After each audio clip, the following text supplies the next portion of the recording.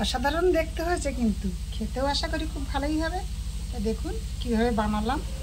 জানতে হলে ভিডিওটা শেষ পর্যন্ত অবশ্যই দেখার জন্য অনুরোধ রইল।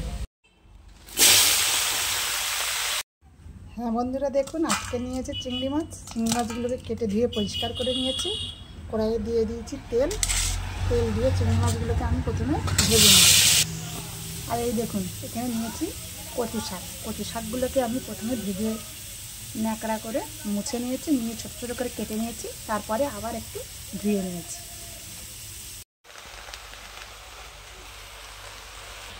দিয়ে দিচ্ছি কটা কাঁচা লঙ্কা। এই দেখুন নারকেল কুড়ে নিয়েছি। এবার নারকেল কুড়াটা আমি দিয়ে দেবো কচু শাকের মধ্যে। দিয়েছি ছোলা আর দিলাম নারকেল কুড়া। দিয়ে দিচ্ছি একটু শুকনো লঙ্কা, একটু কালো জিরে দিলাম। শুকনো লঙ্কা আর কালো জিরেটা ভালো করে ভেজে নিচ্ছি। ভাজা হয়ে গেছে। এবার দিয়ে দিচ্ছি পেঁয়াজ। এবার দিয়ে দিচ্ছি একটু রসুন, একটু আদা বাটা দিয়ে দিলাম। দিয়ে দিচ্ছি একটু চিনি। এবার দিয়ে দেবো একটু হলুদ। এবার দিচ্ছি চিংড়ি মাছ ভেজে রাখা। মশলার সঙ্গে ভালো করে চিংড়ি মাছটা আমি মিশিয়ে নিচ্ছি। এবার দেখুন দিয়ে দিচ্ছি কচু শাক।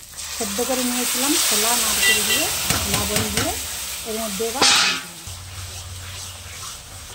যেহেতু এর মধ্যে আমি চিংড়ি মাছ দিয়েছি, তাই সব রকম মশলা আমি এর মধ্যে ব্যবহার করেছি।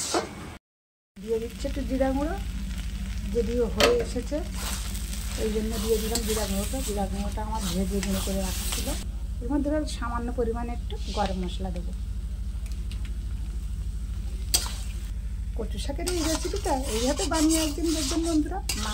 মাছ দিয়ে এটাই আগে খেতে হবে, অন্য কিছুই আর আপনার খেতে ইচ্ছা করবে না। বারবার এটাই খেতে ইচ্ছা করবে। আমাদের বাড়িতে তো কচু শাক হলেই আর কোনো কিছু চাই না। তো আজকের বানিয়ে ফেললাম, এবছরের প্রথম দিন।